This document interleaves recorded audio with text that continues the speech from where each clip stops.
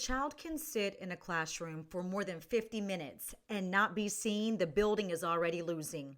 Quietly, but losing. We don't need another initiative. We need adults who notice. Presence is not a program, it's a promise. And when that promise is kept, bullying cannot breathe. Fear, it can't linger, and kids start to believe again. If you want the statistics, the laws, the steps to advocate, I challenge you to go back and listen to the episode Bullying, Not on My Watch. And if you need the courage to do the hard thing, the hard things of being human, go back and listen to Be the Nail That Sticks Out and Running with the Bulls. But this episode is about what happens in between the data and the doing, between the initiative and the instinct. This one is about presence, the kind that changes the air in a room. I'm Misti Green, and you're listening to the I Lead Misty Blue podcast. In my prior role, in less than 2 years, I facilitated more than 200 MTSS meetings. Misty, what is MTSS? It's a system that supports students. It's a multi-tiered system of support. These meetings were held at the secondary level, and if you know anything about secondary, you know this is not the norm. I held these meetings not because I had to, but because I believe in the power of conversation over the comfort of compliance. Each meeting was small. The right adults, the student was present, and we're at a table where students and adults alike could speak freely, without judgment, and name what was needed. Those circles taught me more about students than any data dashboard ever could have. Behind every chart was a life.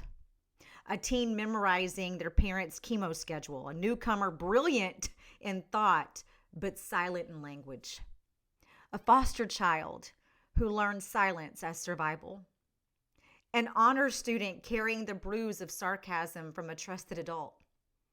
Because we chose investment over interrogation, students started to let me in. And that's what it's about. And let's be real, kids don't hand you their trust. You gotta earn it. Once they do, you're holding space for the real story. And that's where progress begins. My process is simple but intentional. Investment conversations. Center the student. Listen more than you speak. Follow up and monitoring. 24 hours, 72 hours, and weekly check-ins. Right data, right adults. Only those who can act and who are willing to be consistently invested. Progress monitoring that honors what numbers can't. Belonging, safety, and voice. That's presence on paper and in practice. When I enter a classroom, I never just stand at the back with a clipboard. I typically will walk up to a student if there's a vacant seat or desk, and I will ask, "Can I sit by you?" Then I listen. I'm not checking for posters or objectives that are posted. I'm listening for respect. I'm listening for reciprocity, for tone when a student risks an answer, for whether the air feels free or fearful. Is it full of sarcasm or is it inviting conversation? Are students' eyes anxious or are they open? Are they tracking? And does my presence make them breathe easier or hold their breath? See, once kids trust you, their faces tell you everything. Sometimes I lean in and ask, "What are you working on?" Other times, I just watch and I just listen. Did the teacher set the students up for success, or did the teacher create a weight forcing them to sink? See, that's presence, and it's anything but passive. Kids are not the problem. Adults set the climate where cruelty either grows or dies. When adults gossip, when they retaliate, or when they conspire, instead of confronting with integrity, They model the very behavior they claim to condemn. They become the bullies. One student once told me, "I don't want my teacher to know I'm being bullied. If she gets reprimanded, she'll tell all the other kids that I'm the one who told on the bully." See, he knew because he'd heard her do it before. That shattered me. Adults are supposed to be the safety net, not the source of fear. Presence starts with protecting trust.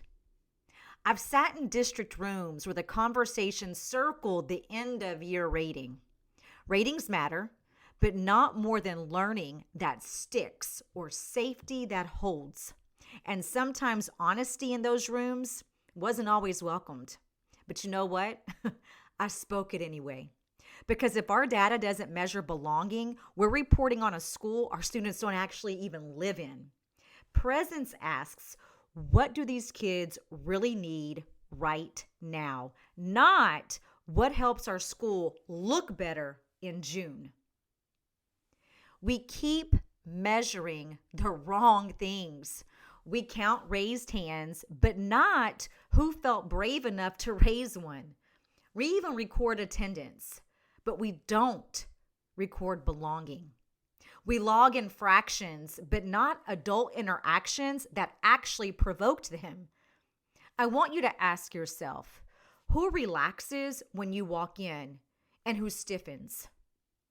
Who hasn't been greeted by name, not even once this week? Who is shrinking behind achievement? And who needs to be seen before they can be scored? If those questions sting, that's good, because that's the sound of growth beginning. Presence is steady consistency. It's active observation. And it's also emotional availability. When principals walk halls with eyes up, names known, when counselors are findable and approachable, and when teachers greet at the threshold and check in before they correct, we then build a campus immune to systems. A culture that sees quickly and acts quickly and doesn't let cruelty take root, because connection outspaces cruelty every single time. Here's the part we don't like to say out loud. Bullying doesn't survive because kids are cruel. It survives because adults get quiet, because someone hears it and thinks, I don't have time for this today. Because someone sees it and thinks, that's not my student in my alpha, not going to deal with it. Because someone documents it and hopes someone else will deal with it. And sometimes because addressing it would mean what? Paperwork, conflict, or discomfort. So it gets minimized, it gets reframed, it gets rationalized, and even at times normalized. He's just joking. They'll work it out. She's too sensitive, or they didn't really mean it that way. But research tells us, and kids already know, that when adults intervene early and consistently, bullying drops dramatically. The strongest predictor of whether bullying continues is not the students. It's the adult's response, not once, not twice, but consistently. When adults look the other way, kids learn something devastating. The harm is negotiable, that safety is conditional, and that silence is survival. And I've literally watched administrators walk past moments they should have stopped. Not because they were cruel, because they were tired. Because the system trained them to prioritize compliance and their checklist over courage. Not me. That was not the administrator I was. But we didn't sign up for this work to be comfortable. We signed up to be responsible, to be accountable, and to make a difference. And if you signed your contract for a paycheck and not the people, if you're more afraid of conflict than a child shrinking inside themselves, then I say this with care and clarity. This may not be your calling. Education is not crowd control. It is stewardship. And leadership doesn't mean staying clean. It means stepping into the mess so a child doesn't have to carry it alone. Parents, if your child is being bullied or simply feels unseen, you don't have to navigate it alone. Reach out, Ask questions, document, advocate. I'm here to help you. If you need a starting point, listen to Be the Nail That Sticks Out. Visit my website at ileadmb.com. There are resources there to help you navigate this system. If you want to understand the laws, the protections, and how to push back when systems fail, go back to listen to Bullying Not on My Watch. And if your gut says something isn't right with your child, trust it every single time. And remember, adults and teachers don't always get it right. Listen to your child's perspective. A culture that protects kids begins with adults who notice, who listen, and who follow through. Again, not once, not twice, but every single time. Refuse to gossip, who reject indifference and replace optics with honesty, with hard conversations. We got to keep the main thing, and that's the kids. Policies protect on paper. People protect in practice. And presence is the bridge between the two. Pull up a chair, the table is set, and stand in the gap. Choose every single day to be the adult who makes schools feel safe again.